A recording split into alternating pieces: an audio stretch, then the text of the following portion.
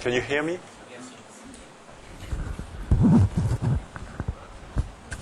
Is that better? Yeah.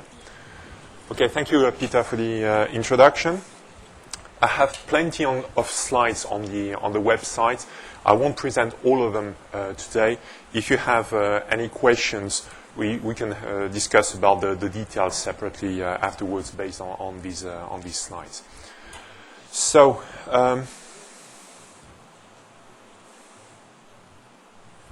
the outline of my talk today will be a brief overview of the data tag project.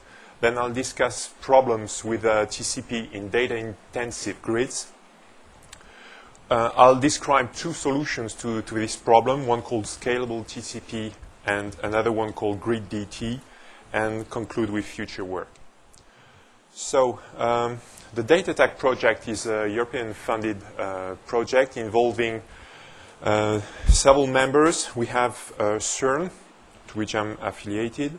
We have INFN, the Physics Institute in Italy. We have INRIA, the IT Research Institute in France.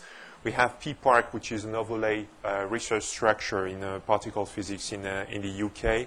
And more specifically, we work with UCL in London, University of Manchester, and Daresbury Lab and Brunel University, and the University of Amsterdam in Holland. We have 4 million euros budget for 2 years, and this project started early in 2002 and will end at the end of this year. And if you want more detail, you have the website here. We have three main objectives for this project. One is to build a test bed to experiment with massive file transfers between Europe and the US. So this is a fairly peculiar European project in that we really work hand in hand with the Americans who are funded by the DOE and NSF. Second objective is to provide high-performance protocols for gigabit networks. And the third objective is to guarantee interoperability between major high-energy physics grids in both Europe and the US. I'll briefly talk about the test bed and focus on networking activities. I won't talk about the grid applications today. The objectives of this test bed are the following. One, to provision a 2.5 gig circuit between CERN in Geneva and Starlight, a big research POP in Chicago. This testbed is dedicated to research, so we are committed not to carry any production traffic. It's a multi-vendor testbed with both layer 2 and layer 3 equipment. Our suppliers are Cisco, Juniper, Alcatel, and Extreme Networks. And another objective is to get hands-on experience with the operation of gigabit networks with regard to stability and reliability and interoperability of heterogeneous equipment.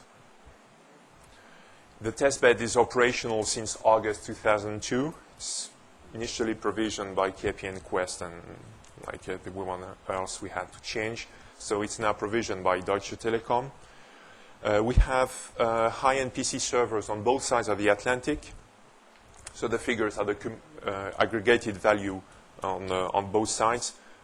So these are fast PCs, 2.4 gigahertz dual processors, and 24 gigabit Ethernet cards. We have a total disk space of 1.7 terabytes, and we can easily saturate the circuit with TCP traffic with this setup. We conduct 4 types of network research activities in this project. One is to enhance the performance of network protocols for massive file transfers. We have done or are about to start working on TCP, UDP, and SCTP. SCTP is the Stream Control Transmission Protocol, which was initially devised for SS7 over IP, and which some people are using to transfer data. We will focus on TCP today. Another one is quality of service, and we have been using the less than best effort service called Scavenger in Internet to Abilene. Another activity is bandwidth reservation with AAA-based bandwidth on demand and the concept of light paths in optical networking. And the fourth activity is monitoring, which includes both network and application monitoring. So again, we'll focus on TCP today. So what's the problem with TCP in data-intensive grids? From a user's perspective, when we use TCP to transfer a lot of data, say physics data for CERN, we see that we get a poor bandwidth utilization of our ones. This was demonstrated, for instance, at iGrid 2002. Several demos had small figures that I won't mention. From a network protocol designer's point of view, we can analyze this because TCP is inefficient when we have a high bandwidth delay product. This is due to the implementations of TCP that we have today. They have not been tuned for gigabit wide array networks yet, and TCP was never designed with gigabit ones in mind in the first place. To be a bit more specific for implementation issues, we have been using the Linux kernel in our project, 2419 and 2420 more recently, and these were not optimized for gigabit ones. Particularly 2419, we had major problems with the performance. In 2420, some improvements were made, but if you look, for instance, at the selective acknowledgement code, it still needs to be rewritten in the case of fast ones because we troll through a linked list of pointers many, many times, which takes forever when you have long bandwidth delay products. Another example, sysconnect device drivers had to be modified in order to optimize the throughput performance. And we had to enable interrupt coalescence to cope with big acknowledgement bursts. Besides implementation issues, we have design problems in TCP. One is that the congestion control algorithm, which is used today, which is derived from a paper by Van Jacobson, published in 1988, is not suited at all to gigabit networks. We'll go back to that. Due to TCP's limited feedback mechanism, line errors are interpreted as congestion, which is a major problem in gigabit networks. As a result, bandwidth utilization is reduced when it shouldn't. Another problem is that RFC 2581 forgot the concept of delayed acts, the fact that you do not necessarily receive one acknowledgement segment per sent packet, but you can receive every second packet. And finally, TCP requires that acknowledgement be sent at most every second segment, which leads to acknowledgement bursts. And these bursts are very difficult to handle by both the kernel and the network interface card. So I won't present too many formulas today. We just have a few here to show what Van Jacobson's algorithm looks like. When you increase traffic, you increase it slowly for each acknowledgement in a round-trip time without loss by the formula congestion window of I plus 1 is congestion window at the previous time step plus 1 over congestion window. And when you have to decrease the traffic, when you detect a packet loss, you take a drastic action, you reduce it by half. The second part of the Van Jacobson algorithm is called the slow start algorithm, which is a hack, so to say, to increase much quicker at the beginning of a connection, when the connection is started afresh or when it has been idle for a long, long time. So the first part is called the additive increase. The second part is the multiplicative decrease. TCP is, by design, a greedy protocol. So there is no attempt whatsoever to reach a stationary state. You always try to get more bandwidth, even if you have clear signs that you are up to the capacity of your network. So we increase forever unless we run out of send or receive buffers on either sides of the TCP connection. One problem with the multiplicative decrease is that we take a drastic action. We reduce the bandwidth by 2. And the assumption here is that packet loss always means congestion. And the hidden assumption is that line errors are negligible, which is not true in gigabit networks. This is just a small graphic produced by Ravot, which shows the exponential increase at the beginning during the slow start period.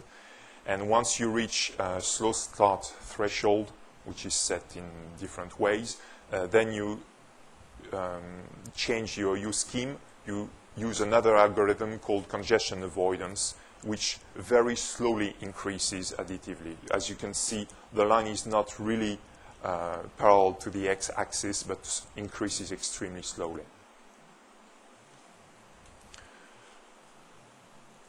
We have made measurements to demonstrate the disastrous, so to say, effect of packet loss on TCP in fast wide area networks.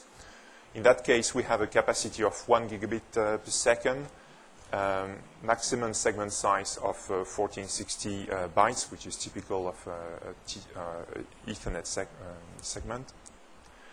And we use AIMD, which is the algorithm by Van Jacobson.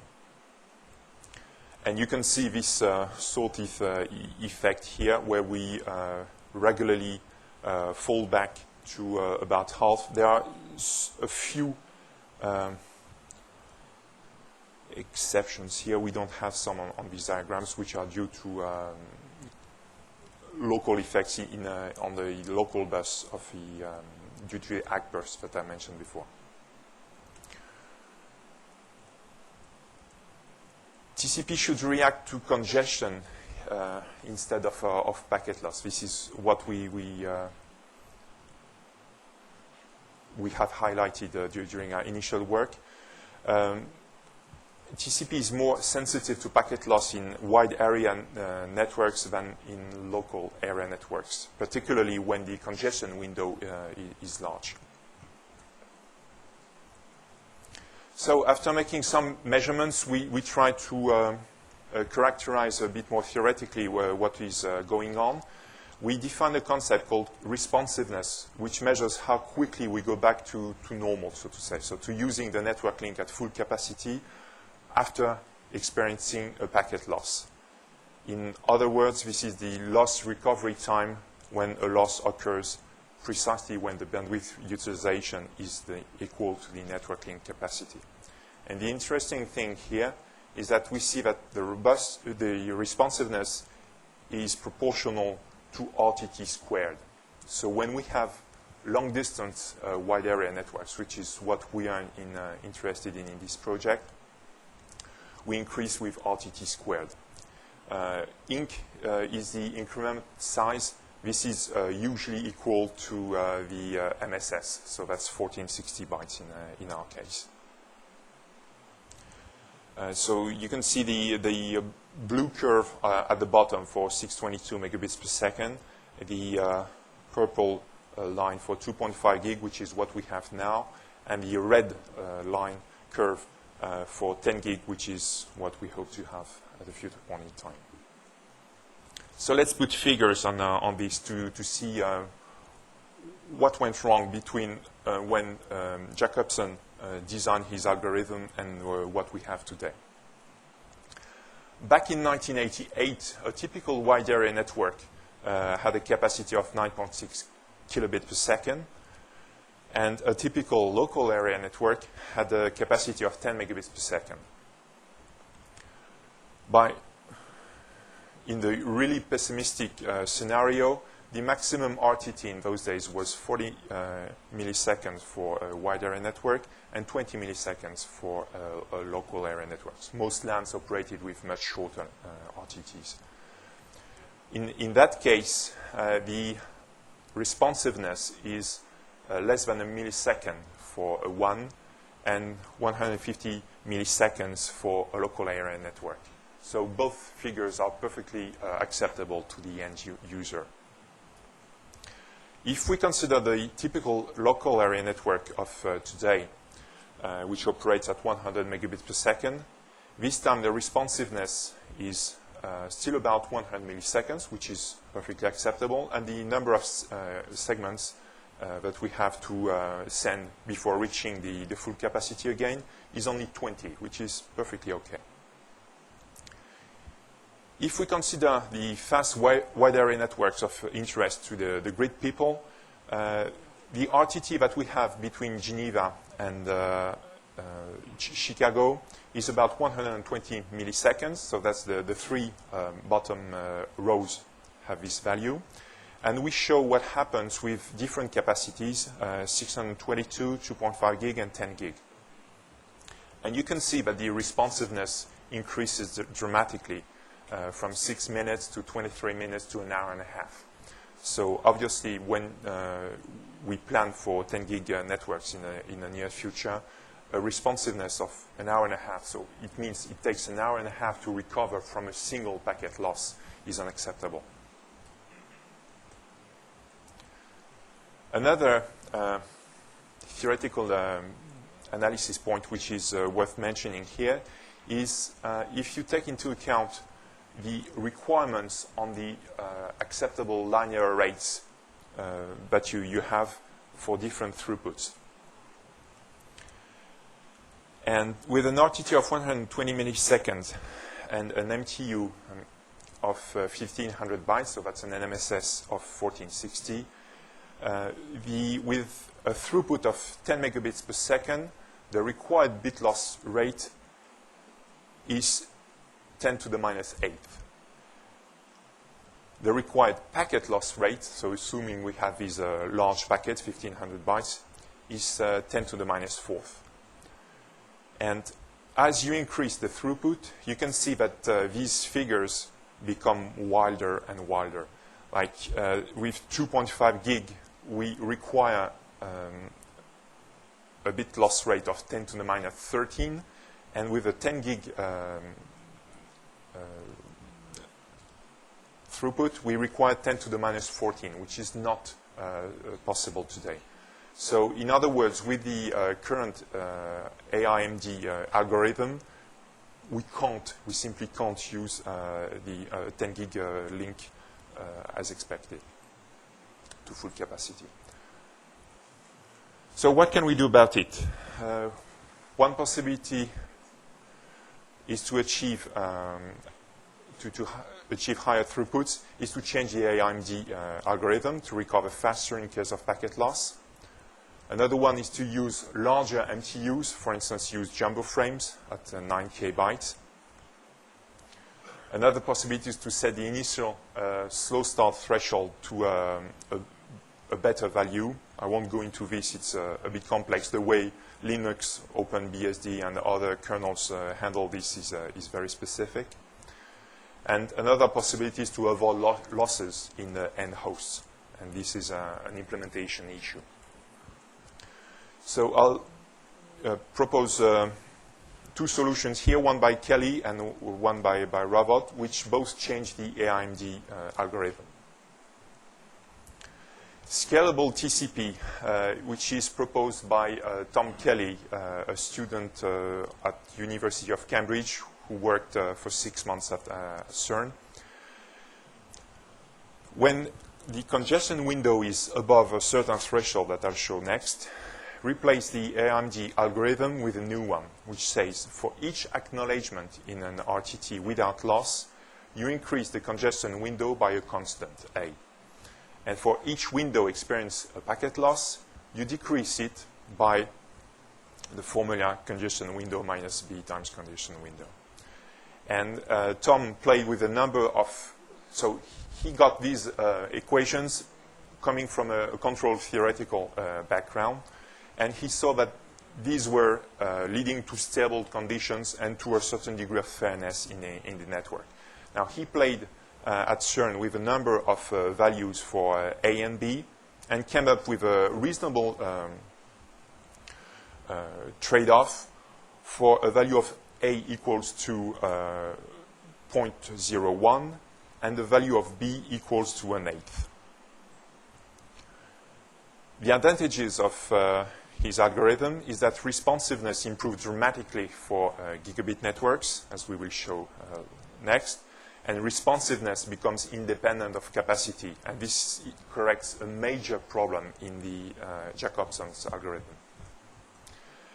The threshold that I mentioned earlier, which determines when to switch to a different algorithm, comes from this log figure, which shows loss rate on the x-axis and the window size in packets on the y-axis. Scalable TCP is in red. Standard TCP, so that's AIMD, is in blue. And you can see that for a given loss rate, which is imposed by the technology that you're using, you can have a window size which is much larger with scalable TCP from this crossing point, which is called LWND in the previous slide. So basically on the left side of this graph, we want to use the new algorithm, and on the right side of the graph, we want to use the old algorithm. So this shows that responsiveness is independent of capacity. If you consider the transmission rate in packets on the y-axis over time on the x-axis, the two top figures show what happens for a capacity small c, and the two down figures show what happens with a larger capacity, which is uppercase C. On the left side, you have the AIMD algorithm. On the right side, you have the new algorithm.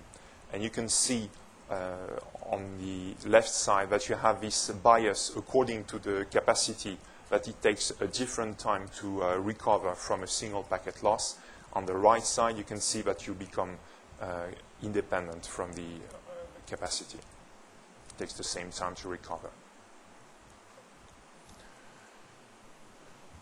If you want more details about this algorithm, I suggest you look at the website, which is shown here, to give you an idea how faster this algorithm is. For a responsiveness of 200 milliseconds, which is what we have between Geneva and California, scalable TCP recovers in 3 seconds, and it's independent of capacity. With AIMD, it takes 3 minutes at 100 megabits per second, and it takes almost 5 hours at 10 gigs. So we have a tremendous improvement in that case.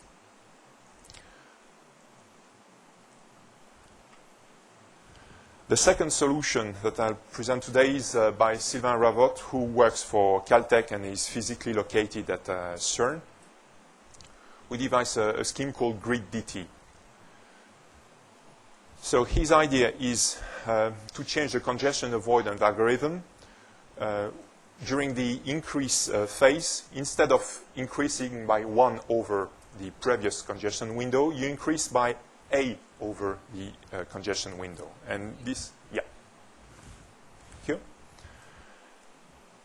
And one of the things he plays with is to change this value A.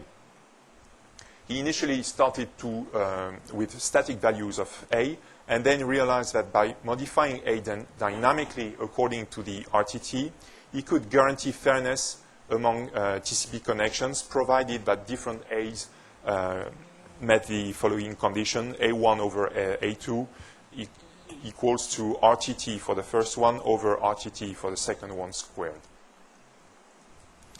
So here is an example of a measurement he made.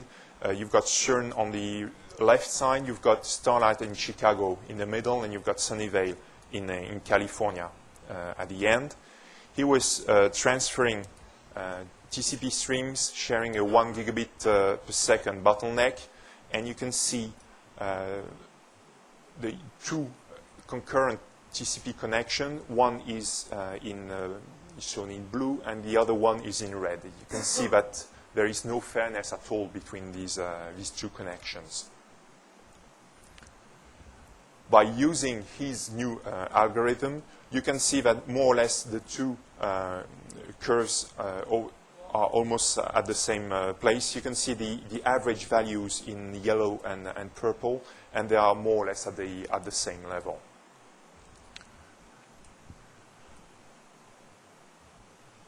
He made a number of measurements with different MTUs. You've got the full setup described on the web. And we can see that with TCP, we can reach 990 megabits per second sustained with an MTU of 9,000, which is with jumbo frames. And just a little commercial plug. Sylvain beat the lens speed record at the end of February by using this MTU of 9,000 with equipment on loan from Intel with 10 gigabits card and so on. And he reached 2.38 gigabits per second on average, sustained for a bit more than an hour, and transferring a terabyte of data between CERN and Sunnyvale in California.